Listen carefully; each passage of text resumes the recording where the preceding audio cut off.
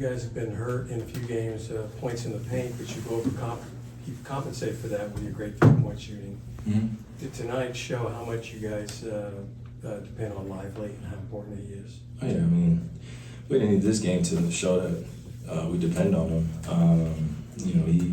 He knows how big of a presence he is in the middle of that paint, how much he covers up a lot of our mistakes and gives us second chance opportunities.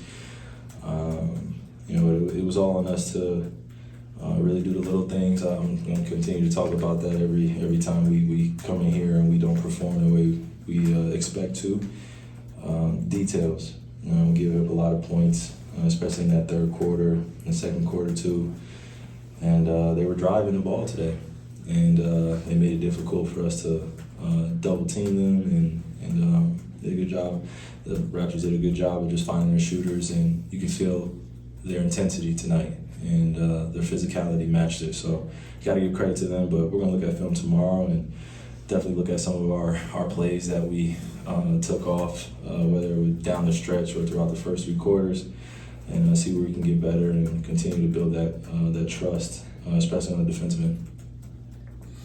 What have you seen from the way this team has responded to this loss that may be different from last season? I'd say we just take it in stride and have it not be a crutch and carry over into the next game. That's probably it. Just the maturity and also being able to be in that locker room and just be honest about what we did tonight. We were soft, in the interior, in the paint, and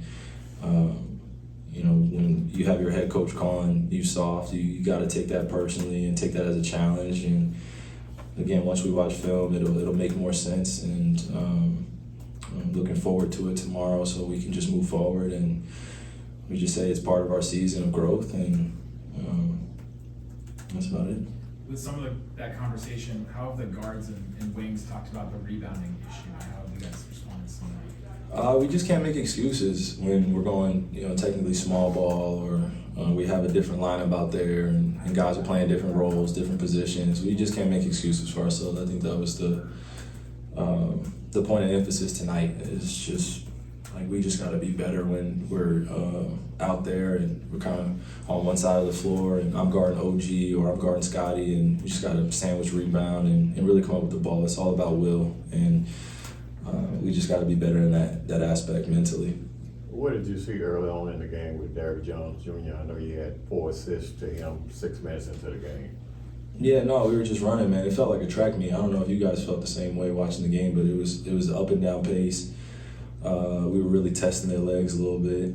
They were testing ours, and I played against the Raptors and this team, this core group that they have for a few years, just being in the Eastern Conference and knowing kind of what to expect from them. And tonight, you can see that they were developing that chemistry and that trust with their coach, new system, and they play with an edge. And for us moving forward, we need to learn from these wins learn from these losses in a way where it doesn't continue to happen or have any spillover to the next few games. But D. Jones, to answer your question, he was running up and down the court. It's easy to find somebody that's picking up that pace and just playing alongside, especially at the start of the game. So just want to continue to give him confidence, and as well as I want to do for my other teammates. But D. Jones, he's been knocking down the shots, and easy to throw lobs to him. Just want to get him going early. Staying on D. Jones, what has he brought you defensively in the starting lineup? Just a lot of balance, and just like D Live, just covering up for a lot of our mistakes and being able to take certain matchups and just be physical. Kyrie, you've yet to have one of those games where you kind of just take over, and whether it's a stretch or a game. How are you feeling in terms of your offensive rhythm? Obviously having dealt with a couple of nagging injuries. Do you feel like you're in the flow and just shots aren't going like at the rate they usually do for you? Yeah, I mean, we could say that for sure. I think it's really for me internally just trusting my body and not necessarily paying attention to anyone's expectations but my own, and just being honest with myself. Like, I didn't come into the season the way I wanted to, just the amount of time that I took off, and I knew that the start of the season was going to be a healthy challenge. And I said it the other night, in 12 years, never took 30 days, 40 days off before the season, and didn't necessarily have the kind of the familiarity with the rhythm of the game, and hadn't played games, missed preseason, and we could throw out all those reasons or excuses, but I think for me, I'm really just proud of myself of just being able to get in better shape. A few spurts throughout the game, 4-minute spurts, 3-minute spurts where I can put 6 points, 7 points, 8 points, 10 points, 12 points. Usually just aren't happening, and I got to live with that as a professional and as a competitor, and continue to push myself on the off days. So.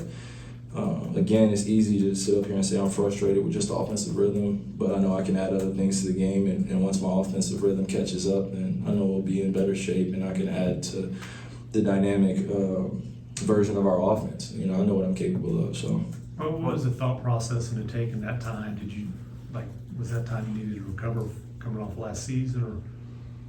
Yeah, I just wanted to try something different at this point because last few seasons I've had, whether outside of just different factors, me not being in the game, I just felt like I would peak a little bit too soon and get tired before All-Star break. And naturally, as a competitor in this league, you want to make All-Star, you want to make first team, second team, third team. You focus on those individual goals and accolades, but I pushed all that to the side. It's not really a priority for me coming into this season, and I had to be at peace with that. I want to really dive into being a better teammate, being a better leader, and showing these guys how to sacrifice in different ways. And when my time is called throughout the times later in the season, then I'll be prepared. But as of right now, no rush, just staying patient, and just continue to put in the work.